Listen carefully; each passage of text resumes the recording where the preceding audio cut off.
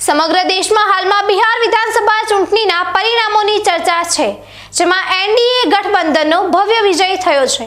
આ વિજયના પડઘા ગુજરાતમાં પણ જોવા મળ્યા છે, જે બનાસકાંઠા જિલ્લાના થરાદ ખાતે ભારતીય જનતા પાર્ટીના કાર્યકર્તાઓ દ્વારા ઉત્સાહભેર ઉજવણી કરવામાં આવી હતી।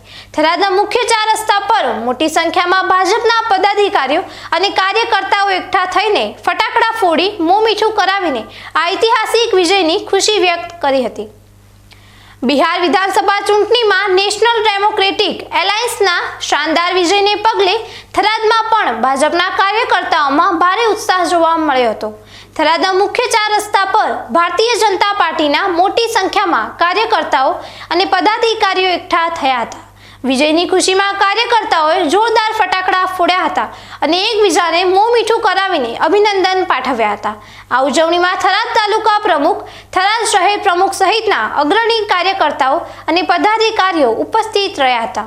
કાર્યકર્તાઓએ જણાવ્યું હતું કે આ વિજય વડાપ્રધાન નરેન્દ્રભાઈ મોદીની વિકાસની રાજનીતિ પર જનતાના વિશ્વાસનું પ્રતીક છે અને આ જીતને તેમણે કાર્યકર્તાઓના અથાગ પરિશ્રમનું પરિણામ ગણાવ્યું હતું।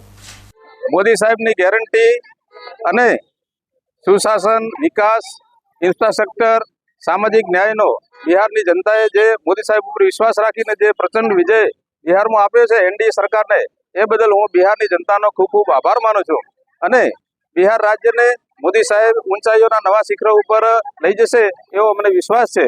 બોલો ભારત માતા કી જય।